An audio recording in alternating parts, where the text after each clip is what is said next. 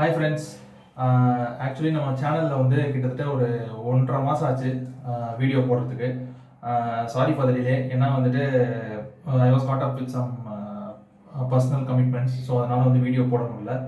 சரி, என்ன வீடியோ போடலாம் அப்படின்னு சொல்லிட்டு நான் யோசிச்சுட்டு இருக்கும்போது பார்த்தீங்கன்னா, கொஞ்சம் ஒரு 2-3 டேஸ் 4 டேஸ் முன்னாடி வந்துட்டு யூகேல வந்து அந்த மியூட்டன் ஸ்டெயின் வந்திருக்கு அப்படின்னு சொல்லிட்டு ஒரு நியூஸ் நான் பார்த்தேன்.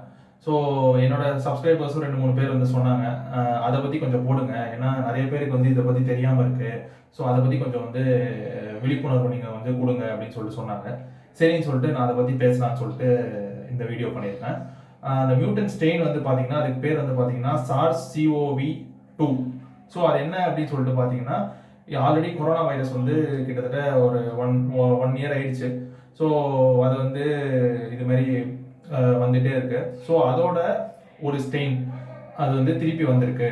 செகண்ட் வேவ்லாம் முடிஞ்சிருச்சு. இது வந்து பார்த்தீங்கன்னா அதோட வந்து இன்னும் வந்து ஒரு 70% டிரான்ஸ்மிசபிள் அப்படின்னு சொல்லிட்டு நிறைய பேர் சொல்றாங்க. என்னடா அது அப்படின்னு சொல்லிட்டு நம்ம பார்க்கும்போது பார்த்தோம்னா, அது வந்துட்டு பார்த்தீங்கன்னா யூகேல தான் வந்து ஆக்சுவலி கண்டுபிடிச்சாங்க. எப்போ கண்டுபிடிச்சாங்க அப்படின்னு சொல்லி பார்த்தீங்கன்னா, நவம்பர்ல கண்டுபிடிச்சாங்க. ஸோ நவம்பர்ல வந்துட்டு பார்த்தப்போ நிறைய பேர் என்ன சொன்னாங்கன்னா, இது வந்து ரொம்ப அந்த கொரோனா வைரஸோட வந்து இன்னும் லீத்தலா இருக்கும் அப்படின்னு சொல்லிட்டு. என்னடா இப்படி சொல்றாங்களே அப்படின்னு சொல்லி யோசிப்பேன். இப்போதான் வேக்சின்லாம் வேற ரோல் அவுட் பண்ணிட்டு நிறைய கண்ட்ரீஸ்ல வந்து வேக்சின் வந்து ரோல் அவுட் பண்ணிட்டு இருக்காங்க. சரி, இந்த இப்போ என்னடா இது புது கதையா இருக்கு, இது வந்துட்டு எப்படிடா இதாகும் அப்படின்னு சொல்லிட்டு சொன்னா, நிறைய பேர் என்ன சொல்றாங்கன்னா, இந்த வந்துட்டு அந்த வைரஸோட கொடூரமா இருக்கும். ஸோ அதுக்கப்புறம் வந்துட்டு இந்த வைரஸ் வந்துட்டு இந்த ஸ்டெயின் வந்துட்டு பார்த்தீங்கன்னா அந்த பழைய வேக்சின்ல வந்து இதாகுமா அப்படின்னு சொல்லிட்டு நிறைய பேர் யோசிச்சுட்டு இருந்தாங்க. வேக்சின் ப்ரொடியூஸ் பண்ணுற கம்பெனி வந்து பயோடெக் அவன் வந்துட்டு என்ன சொல்கிறாங்க அப்படின்னு சொல்லி பார்த்தீங்கன்னா, வந்துட்டு இந்த வேக்சினே வந்து போதும் அந்த புது ஸ்ட்ரெயினை வந்து இது பண்ணுறதுக்கு.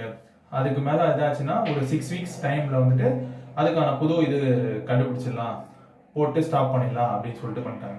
ஸோ இந்த ஸ்ட்ரெயின் வந்து சொன்னப்போ இந்த நியூஸ் வந்துட்டு அப்படியே தீ மாரி பரவிடுச்சு.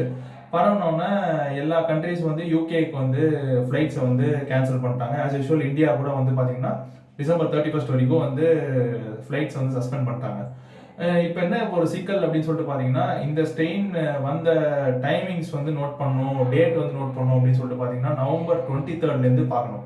ஸோ இப்போ நவம்பர் 23 நம்ம இந்தியாவில் வந்து டிசம்பர் 23 தான் வந்து ஃப்ளைட்ஸே சஸ்பெண்ட் பண்ணாங்க. ஸோ நவம்பர் 23, 24 ஸோ அந்த இதுலேருந்து பார்த்தீங்கன்னா டிசம்பர் 23 வரைக்கும் கிட்டத்தட்ட யாரெல்லாம் வந்து யூகே போனாங்களோ ஸோ அவங்களோட லிஸ்ட் எல்லாம் எடுத்துட்டு அவங்கெல்லாம் வந்து ட்ரேஸ் பண்ணிட்டு இருக்காங்க இந்தியன் கவர்மெண்ட்.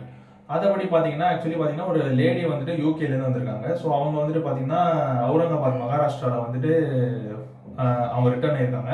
ஸோ அவங்க டெஸ்ட் பண்ணி பார்த்தோம்னா வந்து அவங்க ஏசிம்பியாட்டிக்.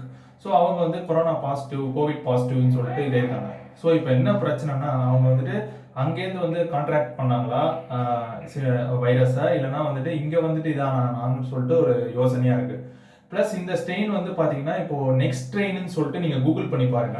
நெக்ஸ்ட் ட்ரெயின்ன்றது ஒரு பெரிய கம்பெனி. ஸோ அவங்க வந்து என்ன பண்ணுறாங்கன்னா ஜீனோமிக் கம்பெனி.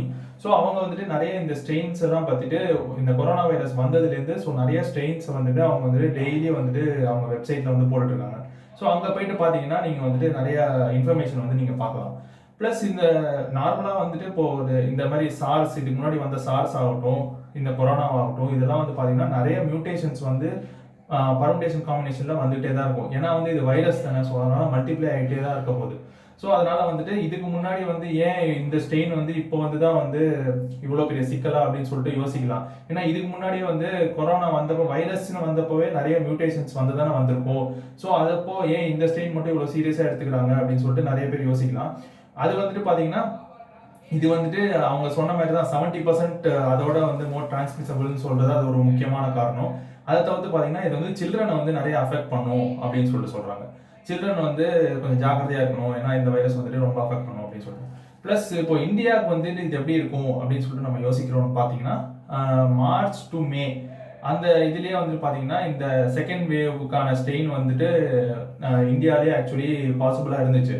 ஸோ அதை வந்து பார்த்தீங்கன்னா நம்ம வந்து ஃபர்ஸ்ட் வந்து கேரளாவில் வந்து என்ன பண்ணாங்கன்னா ஜீனோம் மேப்பிங் வச்சு கண்டுபிடிச்சிட்டு இந்த ஸ்டடீஸை வந்து முன்னாடியே இது பண்ணிட்டு, ஸோ அவங்க வந்து ஜீன் மேப்பிங் வந்து பண்ணிட்டு இந்த மாதிரி வந்து இது பண்ணுறதை முன்னாடியே வந்து அந்த வைரஸோட ஸ்ட்ரக்சர்ஸ் அதெல்லாம் வந்துட்டு அவங்க வந்து படிச்சுட்டாங்க நிறையா.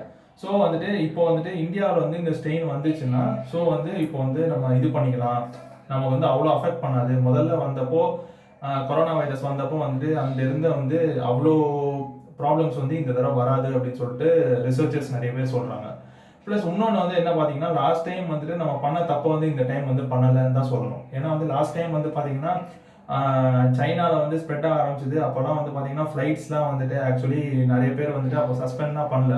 கொஞ்சம் வந்து ரொம்ப கேஸ் சிவியர்ஸ் ஆனவங்க தான் வந்துட்டு அதை வந்து சஸ்பெண்ட்லாம் பண்ணாங்க. பட் ஆனால் இந்த டைம் வந்து பார்த்தீங்கன்னா எப்போ அனௌன்ஸ் பண்ணாங்களோ ஸோ அன்றைக்கே வந்துட்டு ஃப்ளைட்லாம் சஸ்பெண்ட் பண்ணிவிட்டு ஸோ இந்த தடவை வந்து கவர்மெண்ட் கொஞ்சம் ரொம்ப ஸ்பீடாக ஆக்ட் பண்ணிட்டாங்க.